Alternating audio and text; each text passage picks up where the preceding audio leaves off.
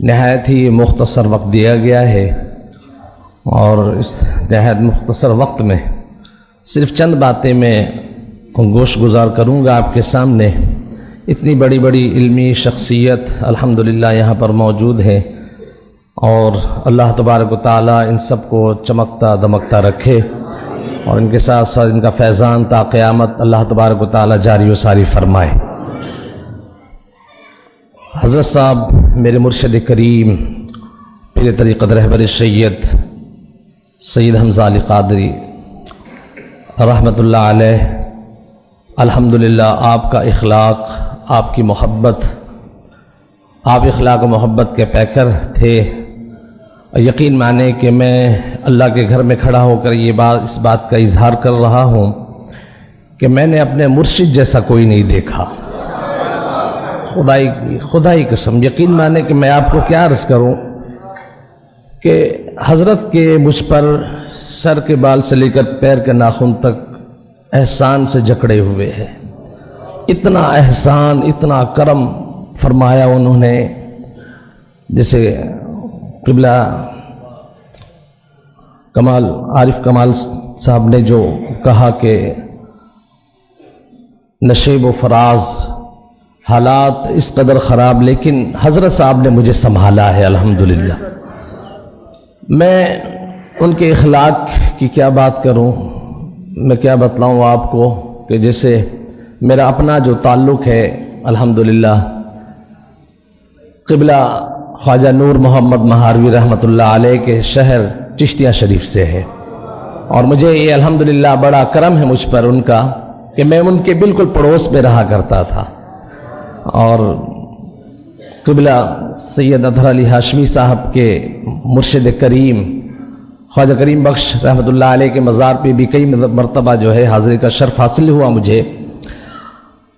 میں اپنے مرشد کریم کی بات آپ سے کر رہا تھا کہ میں نے جو ان کا اخلاق، ان کی محبت دیکھی ہے کہ شاید میں نے کسی اور میں نہ دیکھی ہو۔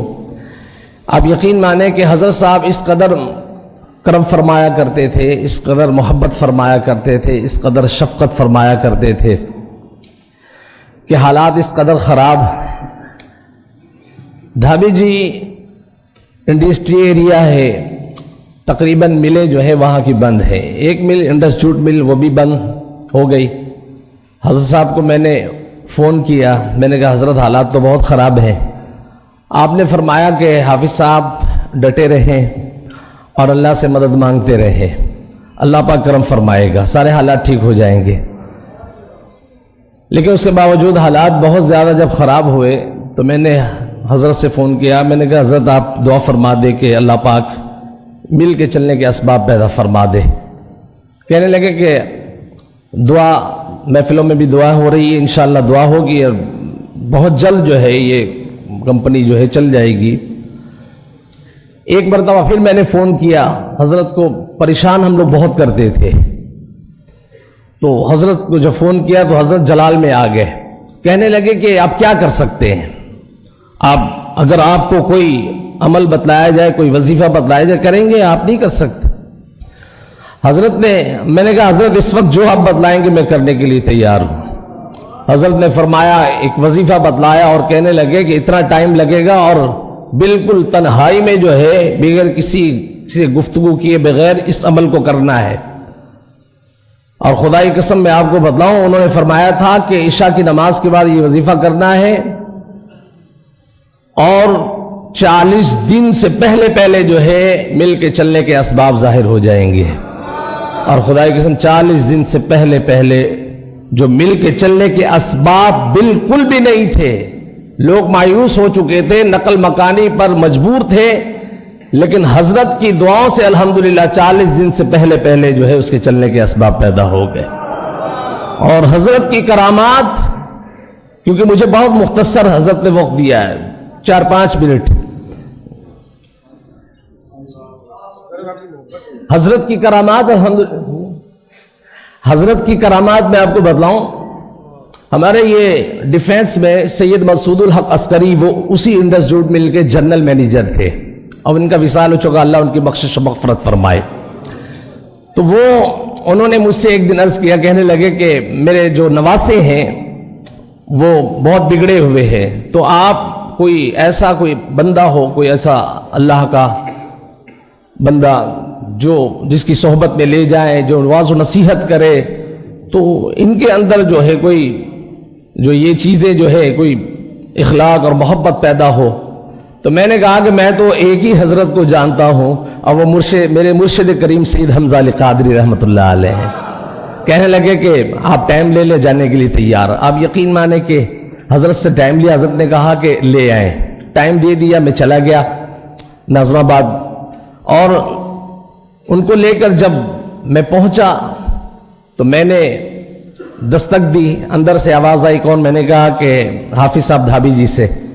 تو کہنے لگے کہ دروازہ کھول دیتا ہوں، مہمانوں کو لے کر اندر آ جائیں۔ میں چلا گیا، مہمانوں کو بٹھا دیا۔ حضرت کی پہلی ملاقات عسکری صاحب سے پہلی ملاقات تھی، زندگی میں کبھی ملاقات نہیں ہوئی، جانتے نہیں تھے، پہلی ملاقات تھی۔ اور جیسے جو ہے اندر میں لے گیا، مہمانوں کو بٹھایا، اندر سے حضرت آواز دے رہے ہیں میرے مرشد کہ حافظ صاحب یہ جو مہمان آئے ہوئے ہیں ان سے پوچھئے گا کہ ان کا تعلق مخدوم شاہ بابا سے تو نہیں ہے۔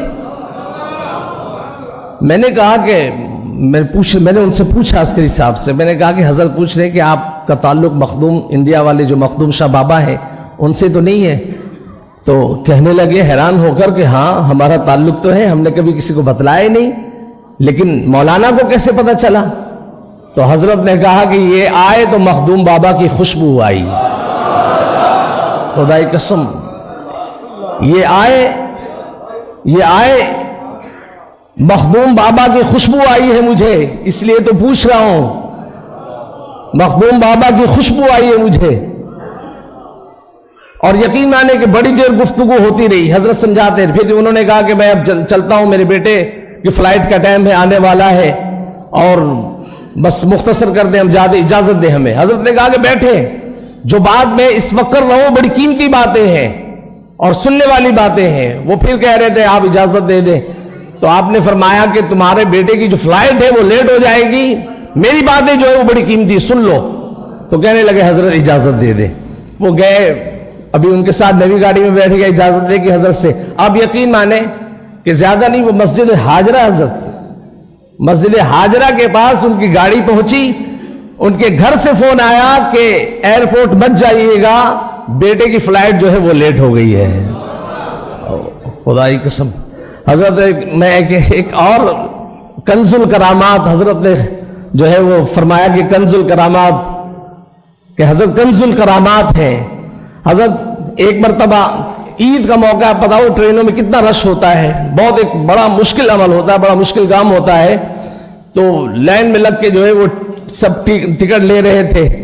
تو میں بھی چلا، میرے گھر سے فون ہے میری والدہ کہ بھائی عید کے موقع پر جو ہے نا آپ نے گھر آنا ہے۔ میں نے کہا ٹھیک ہے۔